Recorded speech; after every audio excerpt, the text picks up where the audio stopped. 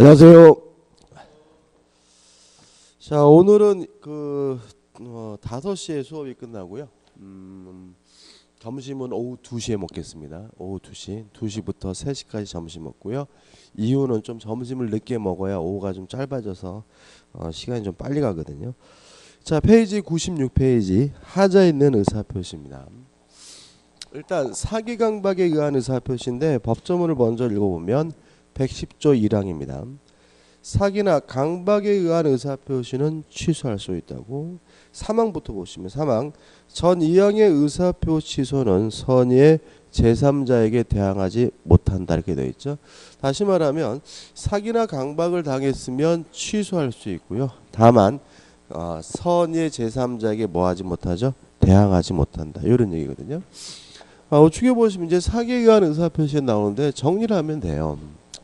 사기가 뭐냐면 기망 속였더니 넘어가서 착오를 일으키고요. 그 착오에 의해서 일정한 의사를 표시하게 되면 이게 사기에 의한 의사 표시가 됩니다. 이 개념에서 우리가 알 수 있는 것은 뭐냐면 이 사기도 어차피 착오에 의한 의사 표시라는 점입니다. 그죠? 따라서 사기를 당한 사람은 착오를 이유로 취소하거나 사기를 이유로 취소하거나 뭐 할 수 있죠? 선택할 수 있다는 걸 알 수가 있고요. 그 다음에 사기에 의한 의사표시가 되려면 첫째, 반드시 기망이 존재해야 된다. 왜냐하면 기망이 없다면 그것은 사기가 아니라 착오에 의한 의사표시이기 때문에 그렇고요. 여기서 이제 우리가 조심할 것은 뭐냐면 요 기망이 꼭 적극적인 행위여야 되느냐 요 문제에 대해서 우리 판례는 고지 의무, 알려줄 의무가 존재하고 있다면 암소리 하나는 침묵으로도 기망하는 것이 가능하다는 것이 우리 판례 입장입니다. 다시 말하면 암소리 하나는 침묵도 뭐가 될 수 있어요? 기망이 될 수 있고 사기가 될 수 있는데 다만 침묵이 기망이고 사기가 되려면 뭐가 필요한 거죠? 고지 의무가 필요하다. 이렇게 되는 거죠. 그 다음에 두 번째로 위법해야 됩니다. 모든 기망, 속이는 것이 다 사기인 것은 아니고 위법해야지만 비로소 사기가 되는데 이 위법에 대해서 우리 판례는 이런 표현을 쓰고 있습니다. 비난 가능성의 존재죠. 다시 말하면 그 기망이 비난할 정도야 위법하고 비로소 뭐가 되는 거죠? 사기가 되는 거죠. 따라서 상가를 분양하는 사람은 장사가 잘 된다고 말하는 것이 뭐예요? 인지상정이기 때문에 장사가 잘 된다고 하길래 믿고 분양을 받았는데 장사가 안 되더라도 뭐가 아닙니까? 사기가 아니다. 이런 얘기 되는 거죠. 그 다음에 세 번째로 고의여야 됩니다. 따라서 고의여야 된다는 말은 과실로 기망한 것은 뭐가 아니죠? 사기가 아니다. 예를 들어서 그림을 팔았거든요. 근데 그 그림이 나중에 위조된 그림이라는 사실이 밝혀졌어요. 그것이 사기가 되려면 팔 당시에 파는 사람도 알면서 고의로 위작인데도 불구하고 진품이다라고 했어야 비로소 사기인 거고요. 만약에 파는 사람도 가짜인지 몰랐다면 그것은 과실로 기망한 것이기 때문에 뭐가 있냐면 사기가 아닙니다. 그 다음에 이 고의는 2단의 고의여야 됩니다. 2단의 고의라는 말은 기망을 해서 착오를 일으키겠다는 1단계의 고의만으로는 부족하고요. 그 착오를 일으킨 사람으로부터 일정한 의사표시를 받겠다라는 2단계의 고의가 필요하다는 게 판례 입장이고요. 네 번째로 인과관계가 필요합니다. 원래 인과관계라는 말은 요 세 가지 요건이 연결돼야 된다는 거거든요. 기망으로 인해서 착오를 일어나고 착오로 인해서 의사표시를 해야 돼요. 만약에 기망이 아니라 다른 것 때문에 착오를 일으켰다면 그것은 인과관계가 결여됐으니까 사기가 아닌데 기억할 것은 이 인과관계는 굳이 객관적일 필요는 없다. 주관적인 것만으로도 충분하다는 것이 우리 판례 입장입니다. 다시 말하면 객관적일 필요가 없다라는 말은 일반인이 봤을 때 넘어갈 정도가 아니라 하더라도 그것이 뭐가 될 수 있어요? 사기가 될 수 있다. 왜냐하면 주관적으로 넘어갈 정도만 하더라도 충분히 사기가 된다는 것이 우리 판례 입장입니다. 위에 잠깐 보시면 97페이지 하단부터 뭐가 나오냐면 핵심 판례가 나와요. 2014년도 판례가 나오죠. 넘겨보시면 꽤 긴데 이런 겁니다. 한번 생각해 보죠. 갑이라는 사람이 A라는 토지를 가지고 있는데 첫째 1억 좀 받았으면 좋겠다라고 생각을 하고 있는데 어느 날 을이 나타나 가지고 그 땅을 나에게 1억에 파쇼 1억 5천에 파쇼라고 하길래 갑이 암소리 안 하고 침묵을 하고 1억 5천에 매매 계약을 했어요. 요것이 사기냐? 그죠? 만약에 요 침묵, 암소리 안 하는 것이 사기가 되려면 뭐가 필요하냐면 고지 의무가 있어야 되는데 요 갑에게는 아저씨 이 땅은 1억 5천짜리가 아니라 1억입니다 라고 말할 뭐는 없는 거죠? 고지 의무는 없으니까 암소리 안 하고 1억 5천에 매매 계약한 거는 뭐가 아니죠? 사기가 아니다. 이런 취지고요. 또 하나 더는 이런 거죠. 갑이 요 땅을 한 1억 정도 받으면 좋겠다라고 생각을 하고 있었는데 을에게 얼마를 불렀냐면 1억 5천을 불렀어요. 그랬더니 을이 땅값 좀 깎자고 한 게 아니라 좋습니다 해가지고 1억 5천에 매매 계약을 했단 말이죠. 그럼 여기서 1억짜리 땅을 1억 5천이라고 얘기한 것은 명백히 이건 뭐죠? 기망인 거죠. 근데 이것이 사기냐? 아니다 이것도. 왜냐하면 한 푼이라도 더 받으려고 하는 것이 뭐예요? 인지상정이고요. 따라서 1억짜리를 1억 5천 부른 것이 비록 기망이라 하더라도 뭐하지 않습니까? 위법하지 않기 때문에 뭐가 될 수 없어요? 사기가 될 수가 없다는 취지의 판례들인 거죠. 그 다음에 3번 기망이가 위법해가지고 핵심 판례도 지금 말씀드린 내용과 거의 유사한 판례가 또 나와 있고요. 우측에 보시면 핵심 판례가 좀 줄쳐 있고 그런데 간단히 말씀드리면 이런 거죠. 위법하려면 뭐가 필요한 거죠? 비난 가능성이 존재해야 된다. 따라서 상가를 분양하는 사람이면 장사가 잘 된다라고 말하는 것이 뭐죠? 인지상정이고 따라서 장사가 잘 될 거다. 월 얼마는 충분히 벌 수 있을 거다라고 말했고 그것이 기망이라 하더라도 뭐하지 않습니까? 위법하지 않기 때문에 사기가 아니라는 판례가 나와 있고요. 넘겨보시면 인과관계 나와 있고 효과가 나와 있는데 효과는 취소할 수 있잖아요. 자, 그럼 한번 생각해 보죠. 갑이 을과 만나가지고 매매 계약을 했는데 을이 갑에게 사기를 쳤어요. 그러면 당연히 갑은 을과의 매매 계약을 뭐 할 수 있습니까? 취소할 수 있겠죠. 이건 뭐 어려움이 없어요. 이게 뭐죠? 1. 상대방이 사기를 한 경우죠. 근데 문제가 되는 것은 이런 경우죠. 갑이 을과 만나가지고 매매 계약을 했는데 병이 갑에게 사기를 쳤어요. 이랬을 때 요 매매 계약을 취소할 수 있느냐? 문제는 뭐냐면 병이 갑에게 사기쳤다는 이유로 을과의 매매 계약을 취소를 하게 되면 피해를 보는 사람이 사기친 놈이 아니라 뭐죠? 엉뚱한 누구죠? 을이라는 문제가 있는 거죠. 그래서 우리 판례, 우리 민법은 상대방을 보호할 필요가 없을 때 상대방이 알았거나 알 수가 있었을 경우에만 갑은 사기 강박을 이유로 취소하는 것이 가능하다라고 민법에 규정을 두고 있습니다. 다시 말하면 상대방이 아닌 제3자가 사기를 쳤으면 언제만 취소할 수 있죠? 상대방이 알았거나 알 수 있어야지만 뭐 할 수 있어요? 취소할 수 있어요. 그럼 역으로 말하면 만약에 을이 선의이고 무과실이라면 갑은 을과의 매매 계약을 뭐 할 수 없어요? 취소할 수 없겠죠.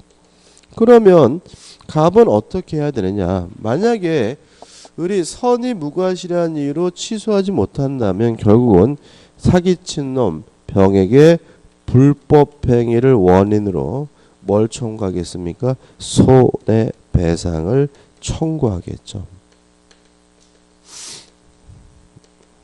따라서 취소를 못해도 사기친 놈한테 불법행위를 원인으로 손해배상을 청구할 수가 있습니다. 따라서 손해배상을 청구하기 위해서는 반드시 취소를 해야 한다. X. 불법행위를 원인으로 손해배상을 청구하기 위해서는 반드시 취소할 수 있어야 한다. X. 취소할 수 없는 경우에도요. 사기친 놈에게는 불법행위를 원인으로 손해배상을 청구할 수 있다는 거 꼭 기억해 두시기 바랍니다. 그 다음에 이제 교재에 나와 있는 핵심 판례는 뭐냐면 요 문제입니다. 요 병은 왜 지가 사는 것도 아닌데 갑에게 사기를 쳤을 거냐 요 문제죠. 우리 판례에 따른다면 병은 두 가지 종류가 있다는 거예요. 을이 사장이고 병이 직원 피용자인 경우, 아니면 을이 본인이고 병이 을의 대리인인 경우, 이렇게 크게 두 가지로 나눌 수 있고요. 만약에 병이 을의 단순한 피용자인 경우에는 여기에서 말하는 제3자가 되지만, 만약에 병이 을의 대리인인 경우에는 여기서 말하는 제3자가 아니다라는 내용의 판례가 나와 있습니다. 따라서 피용자가 제3자라는 말은 피용자가 사기를 쳤다면 을이 알았거나 알 수 있어야지만 갑은 을과의 매매 계약을 뭐 할 수 있어요? 취소할 수 있다는 얘기고요.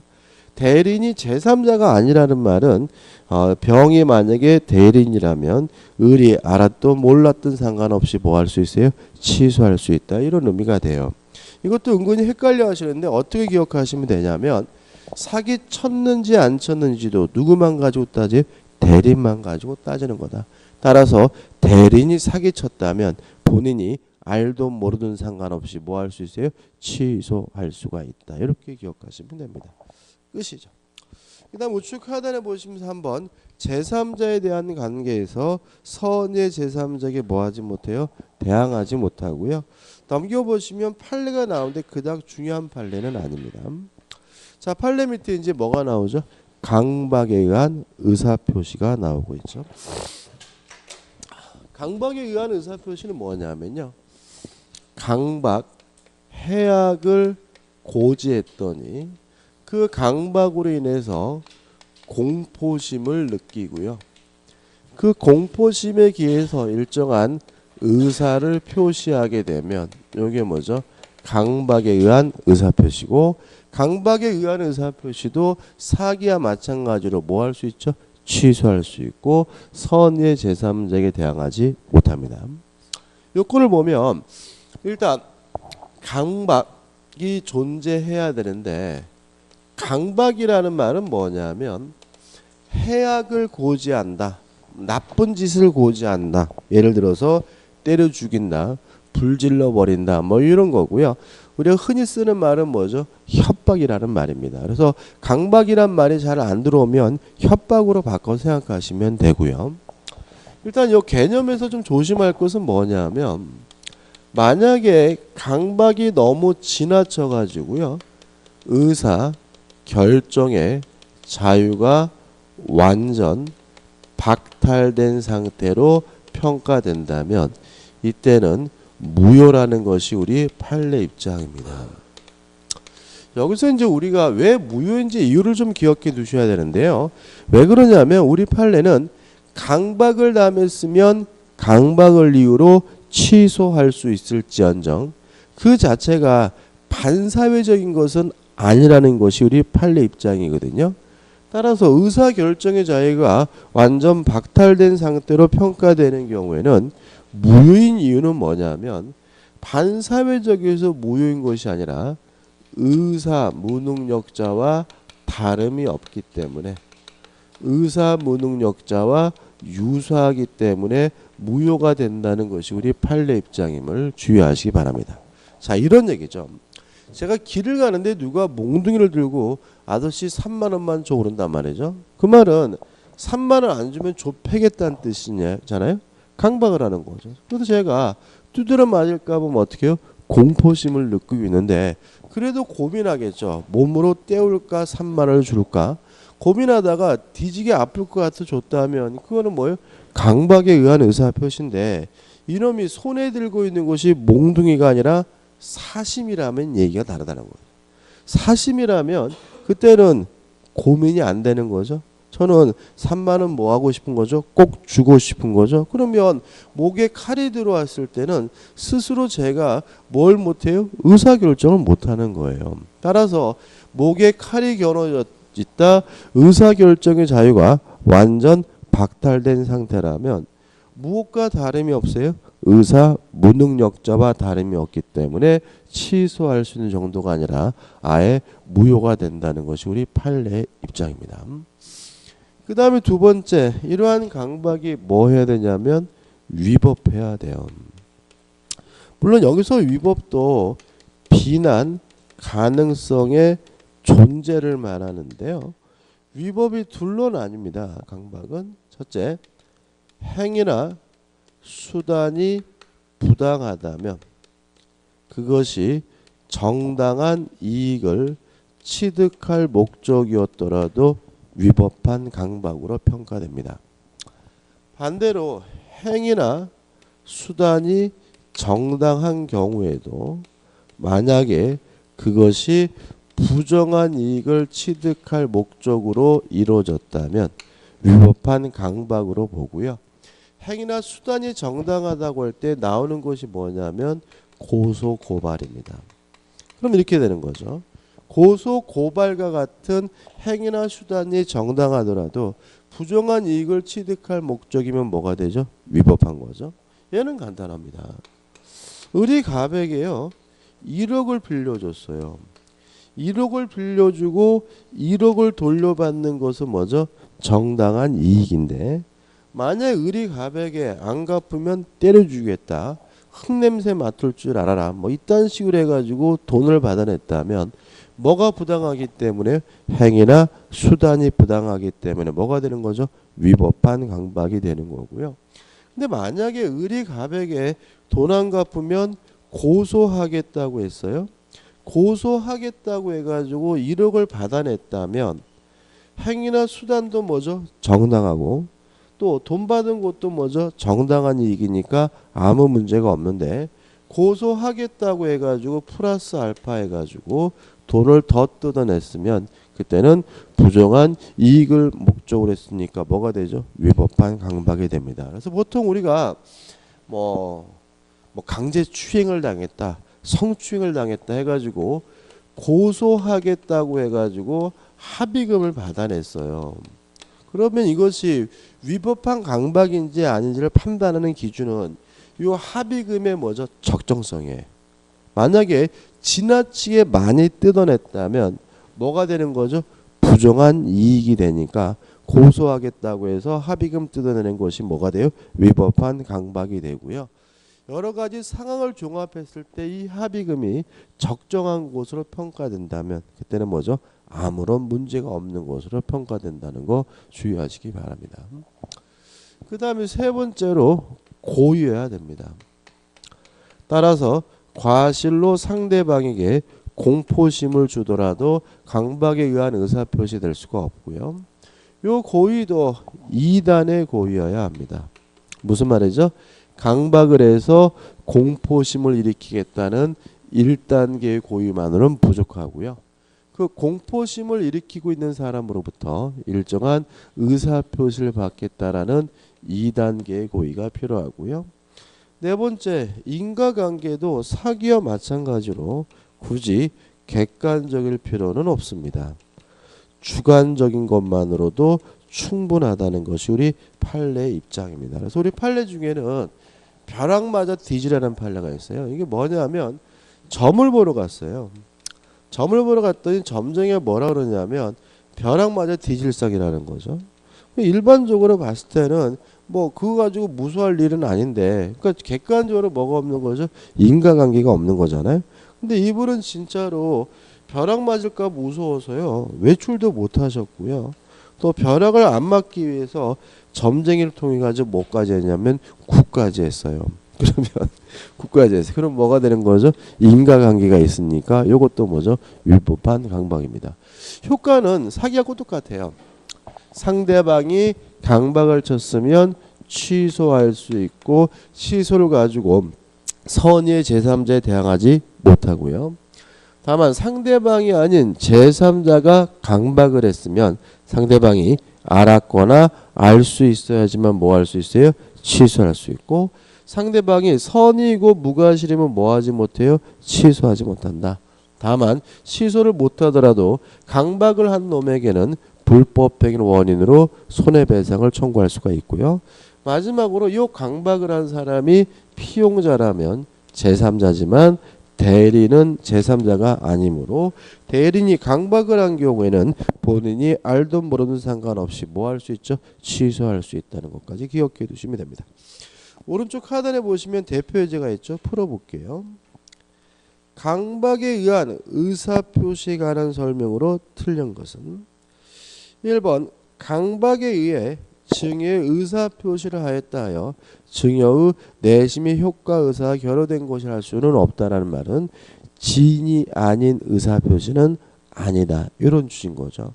자, 왜냐하면 진이 아닌 의사표시는 의사표시가 불일치된 거잖아요. 근데 사기도 강박도 의사표시는 뭐가 되어 있는 거예요? 합치가 되어 있는 거죠. 따라서 강박을 당했으면 강박을 이유로 뭐 할 수 있어요? 취소할 수 있을지언정 요 자체가 뭐는 아니죠? 진이 아닌 의사표시는 아니고요. 2번 법률행위의 성립 과정에 불법적 방법이 사용된 것에 불과한 때는 반사의 질서의 법률행위라고 할 수가 없다. 맞죠?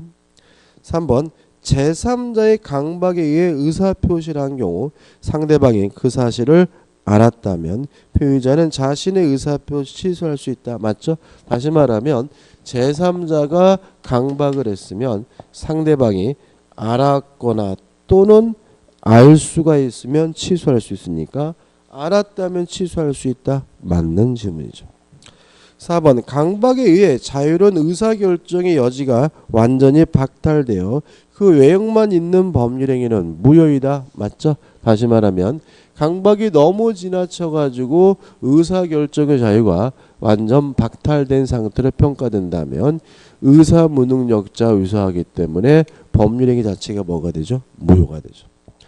5번 강박행위의 위법성은 어떤 해악의 고지가 거래 관련상 해악의 교주로서 추구할 수 있는 이익 달성을 위한 수단으로 부족당해요. 요거죠. 수단으로서 뭐하다고요? 부족당해. 그러면 수단으로서 부당하다면 서로 그 이익이 정당한 이익이어도 뭐가 돼요? 위법한 강박이 되니까 수단으로 부족당한 경우에는 인정되지 않는다. X가 되는 거죠. 다시 말하면 행위나 수단이 부당하다면 정당한 이익을 취득할 목적이어도 뭐가 돼요? 위법한 강박이 됩니다. 자, 넘겨보시면 이제 뭐가 나오냐면 의사표시 효력 발생이 나옵니다.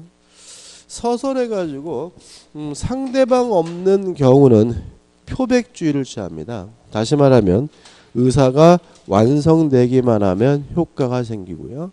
상대방이 있는 경우는 원칙적으로 도달주의, 예외적으로 발신주의를 취하거든요. 따라서 우측에 나와 있는 것처럼 의사표시는 원칙적으로 상대방에게 도달한 때 효과가 생겨요. 그래서 111조 1항을 보시면 상대방이 있는 의사표시는 상대방에게 도달한 때 그 효력이 생긴다. 이렇게 되어 있죠. 그럼 이렇게 되는 거죠. 갑이 을에게 의사표시를 발신하고 그 의사표시가 요 시점에서 도달하면 도달됐을 때 뭐가 생겨요? 효과가 생기는 것이고 발신했을 때는 원칙적으로 뭐가 생기지 않아요? 효과가 생기지 않는다는 얘기가 되는 거죠. 이 항은 좀 이따 보고 원칙 해가지고 도달됐을 때 효과가 생긴다.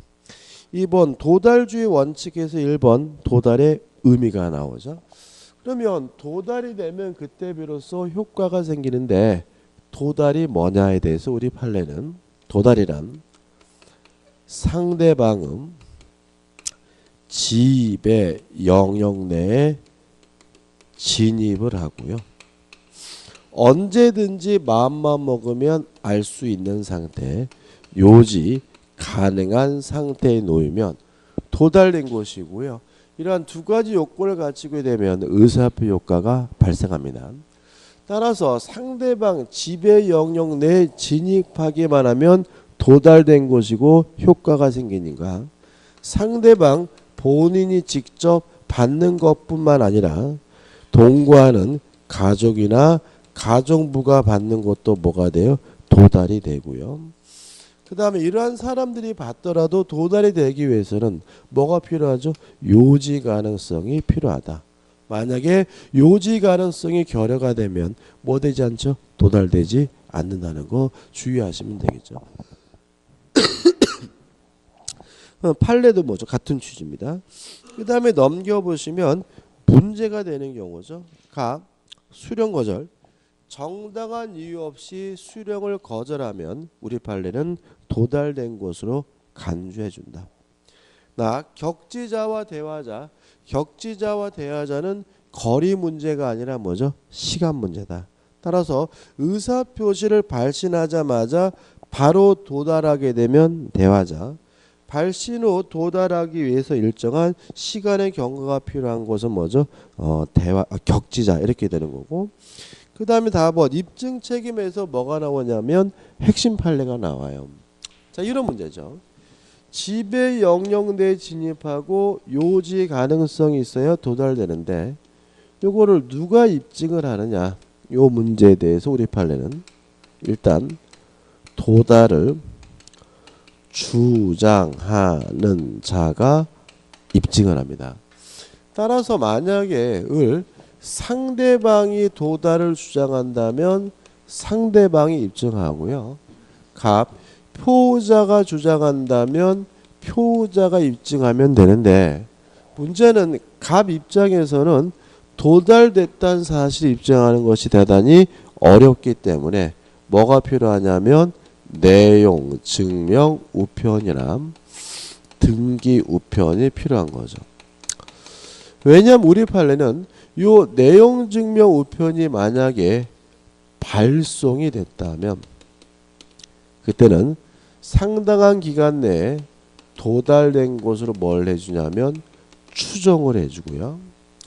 만약에 발송도 됐고요. 그것이 반송, 되돌아오지 않고 있다는 사실까지 입증을 하면요. 그때는 도달된 것으로 뭐 하냐면 간주를 해줍니다. 좀 차이가 있죠, 그죠? 다시 말하면 내용 증명 등기 우편을 보냈다는 사실만 입증하면 상당한 기간 내에 도달된 것으로 뭘 해줘요? 추정을 해주는데 보냈다는 것만 입증한 것이 아니라 되돌아오지 않고 있다는 것까지 입증이 되면 아예 도달된 것으로 뭐 해줘요? 간주해 준다는 점에서 차이점이 있고요. 이에 반해서 보통 우편에 대해서는 이러한 도달에 대한 추정을 인정해 주지 않는다는 것도 꼭 기억해 두시기 바랍니다. 판례도 같은 취지죠. 그 다음에 3번 도달주의 효과에서 의사표시의 철회죠. 철회라는 말은 효과가 발생하기 전에 효과 발생을 막는 것이 뭐죠? 철회니까.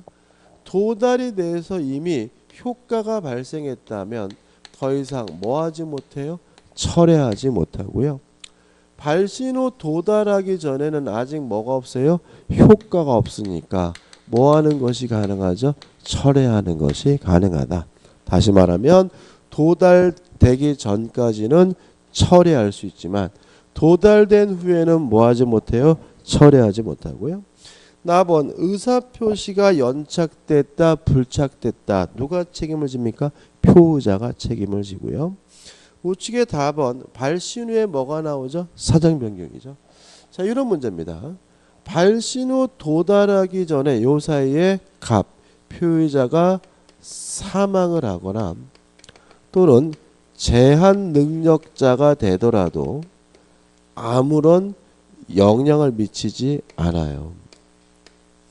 따라서 갑이 사망하거나 제한 능력자가 되더라도 도달하게 되면 정상적으로 뭐가 생기죠? 효과가 생기게 된다. 아주 시험에 잘 나오니까 꼭 기억해 두시고요. 그 다음에 이제 예외에서 뭐가 나오죠? 발신주의가 나오죠. 다시 말하면 의사표시를 원칙적으로 도달하게 되면 효과가 생기는 것이 원칙이에요. 다만 예외적으로 발신주의를 취하는 경우가 있거든요. 다시 말하면 예외적으로 발신만 하면 의사표 효과가 발생하는 경우가 있는데 총 몇 가지가 나와 있냐면 5가지가 나와 있죠. 근데 이거 크게 2가지입니다. 크게. 첫째, 답장이 발신주의입니다. 답장. 이게 무슨 말이냐면 을이 갑에게 먼저 뭔가를 보냈어요. 뭔가를 보내서 그거에 대한 갑의 답장이라면 답장은 굳이 도달주의를 취하지 않고 뭘 취하냐면 발신주의를 취해요. 을이 갑에게 먼저 뭘 했냐면 채고를 했거든요. 그 채고에 대해서 갑이 답장인 확답을 했다면 이거는 뭐가 되냐면 발신주의다 이렇게 되는 거고요. 을이 갑에게 먼저 뭘 했냐면 청약을 했어요. 청약에 대한 답장인 승낙은 뭐가 되냐면 발신주의다 이렇게 되는 거죠. 그 다음에 2번째는 사원총의 소집통지입니다. 그래서 크게 2가지입니다.